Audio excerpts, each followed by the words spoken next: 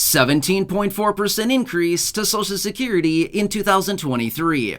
I have all the details and what you need to know right here in the video, so let's get right into it. I know in this video, I want to discuss the details of what should have been a 17.4% increase for about 70 million beneficiaries receiving Social Security retirement, disability, SSDI, survivors, SSI, and VA benefits. I also want to discuss the details of some new information circling around suggesting this would have translated into an extra $144 per month on average above and beyond what you already received. Let's get into it and talk through all the details. However, really fast before we do, thanks so much for joining me. If you're new here or if you haven't done so yet, please make sure to subscribe right down below the video, as it's totally free to do so, and I'm here for you right by your side each and every day as your one and only daily advocate. I truly want to bring you the best information and help you out in any way that I possibly can as things continue to change, as in information, announcements, new bills, packages, and proposals. There's a lot of things going on out there right now every single day, and again, I'm here to bring it for you in these short videos to help you out in any way that I can. So again, please make sure to subscribe down below if you haven't done so yet, and let's get into it and talk about the new reports and what they're now talking about, how Social Security beneficiaries should be getting significantly more every single month to your benefit, not only this year, but forever, every single year into the future. Again, a lot of great information out there. So I'm so happy when I see these reports that come out like this, because this is exactly outlining exactly what we've been talking about here on the channel for so incredibly long now, which is Social Security beneficiaries continue to get the short end of the stick literally every single year, and we're sick and tired of it. I think everybody here in the community, I don't want to speak for you, but I think we can probably agree, benefits are not keeping up with the real cost of living, right? We've been seeing this especially the last few years here with very rapidly increasing inflation, very high inflation, with prices increasing on food and shelter and healthcare and gas and literally everything that we all buy on a regular basis and need on a regular basis as necessities. Again, it's getting very expensive. It remains very expensive. And as a result of that, benefits should be compensated properly rather than just giving some willy-nilly, we'll give you a little raise here, and I think beneficiaries will be great. The biggest raise in 40 years, right?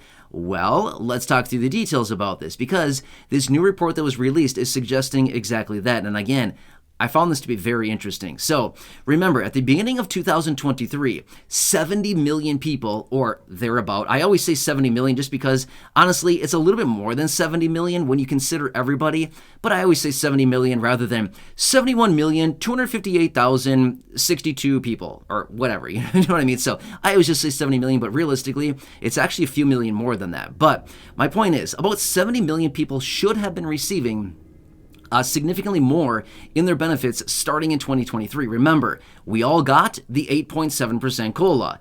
Okay, well, that was technically the biggest increase to Social Security benefits since 1981, okay? So we all look at that and think, wow, this must be historic. This must be the biggest one ever. No, it's just the biggest one since 1981, okay? So like, what was that, 52 years ago?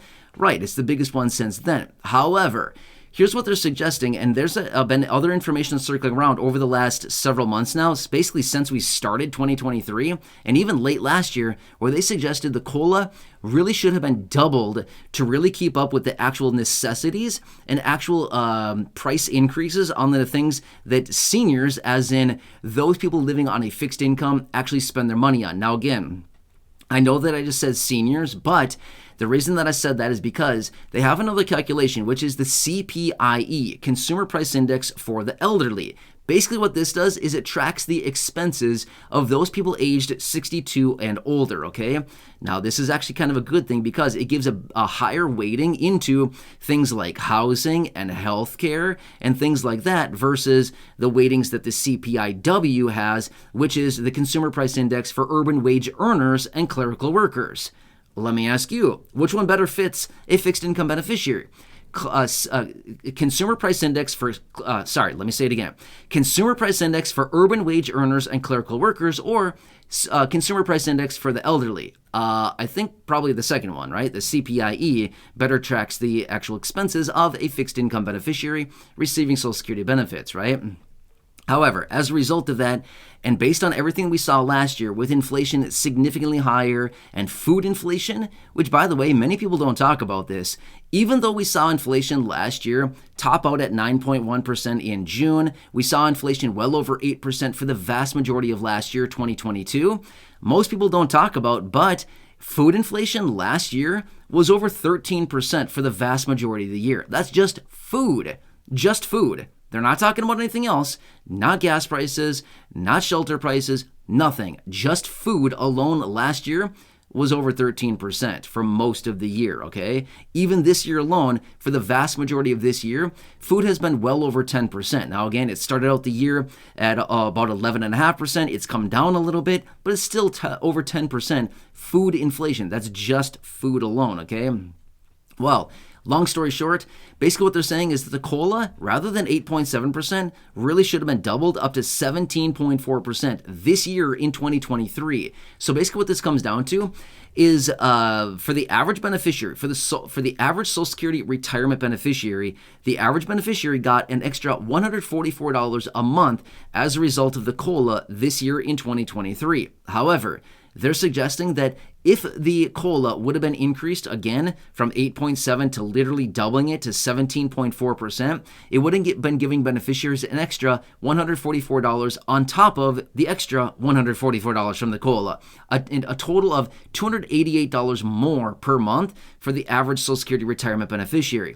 Now, the average SSDI beneficiary, Social Security disability, got $118 a month. So basically the same thing would have applied, right? So rather than the average SSDI beneficiary getting $118 a month, they should have been getting $236 a month. Again, not bad. Would that maybe better reflect the actual living expenses and how much money you're coming out of pocket every single month because of higher inflation on things like food and rents and utilities and all stuff, things like this? Probably, right? Not only that, SSI beneficiaries, supplemental security income, the raise was $72 a month. Okay, again, doubling that would have been $142 a month, or sorry, $144 a month. Would that better reflect your actual living expenses and out-of-pocket expenses for things that you're paying for right now? Again, food, transportation, shelter, utility prices, things like that. I think so, right? So again, that's exactly what this report is now showing here. Now here's what else is interesting. I want to throw this out there really quickly, which is this. I've talked about this before in another video, but I want to throw this out there really fast. They found over the last 2 years, between 2021 and 2022, get this on energy prices. Electricity is up over 11% just during that 2-year period of time. Heating oil is up over 27%. Natural gas is up nearly 27% over the last 2 years. Again, is that being reflected in the COLA? That alone is craziness, right? Those increases alone. So again, remember, the COLA is to adjust for the annual cost of living. In other words, cost of living because of inflation.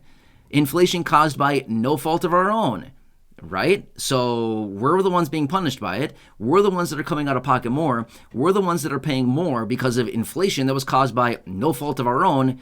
But yet they don't do the proper adjustments to benefits. I don't know. Do you see the disconnect here? Does anybody else see the red flags here? Basically the major discrepancy that I'm describing? Yeah, and that's exactly what they're talking about in this report as well. Is Social Security beneficiaries, about 70 million people, really should have been getting literally double what your raise was this year in 2023. That all started back at the beginning of this year, 2023, January, right? So whatever that raise was, according to these reports, really should have been a double on top of that, right? So if you got 100, you should have got 200. If you got 72, you should have got 144. If you got 144, you should have got 288. If you got 118, you should have got 236, right? Crazy, right? But again, I think this would better reflect actual expenses and things that beneficiaries are actually paying for right now and how expensive things have really gotten. However, let's throw this out there. Now again, I'm not a conspiracy theorist, but let me throw this out there really fast, just as maybe a simple reason why something like this didn't actually take place. I've talked about this before in other videos as well. Social Security alone is going to pay out an extra $120+ billion this year alone just because of the COLA. Well, that 120 would have been 240, okay? Do you think maybe they looked at this? Again, I don't really know if this has any play into this, but I'm just saying, let's just think about this for a second. Do you think there was any influence looking at the Social Security Trust Fund and the insolvency date and the lack of action out of Congress, maybe suggesting, hey, if we come forward with an extra $250 billion out of Social Security this year because of the COLA being doubled, do you think that's going to draw down the Social Security Trust Fund and possibly bring that insolvency date sooner? Yeah, that's going to bring the insolvency date probably a lot sooner, by years, right? Again, I don't really know if that's something they looked at, if that was a consideration, but I don't know, considering all the talk right now about the insolvency date and lack of funding and all kinds of lack of action out of Congress, you'd have to think that maybe this was a discussion at some point. Who knows? Either way, just want to throw that out there, an interesting connection between all of this, and I wanted to bring it to your attention. Anyway, I like reading through all these reports here because then, again, not only do I like to bring you all the information, the transparency of what's really going on here, but I like to look at all this information that's going on and translate all that information to you in these short videos so you can also see what is actually going on and how it may impact you, your money, your benefits, your lifestyle, and of course, your bank accounts going forward. Remember, your monthly benefit is your livelihood. Your monthly benefit is your lifestyle. It's your bank account. It is your income. And ultimately, it indicates the quality of your life, essentially, to some degree, right? Pretty important stuff. Anyway, hope this one helps you. Again, please make sure to subscribe down below if you haven't done so yet. Make sure to go back and check out any of the other thousands of videos here on the channel. And of course, share this one or any others here on the channel with your friends, family, and social media. Thanks again for joining me. I really do appreciate it. Subscribe down below. Enjoy your day. Take care. Have a good one. And I'll catch you again later.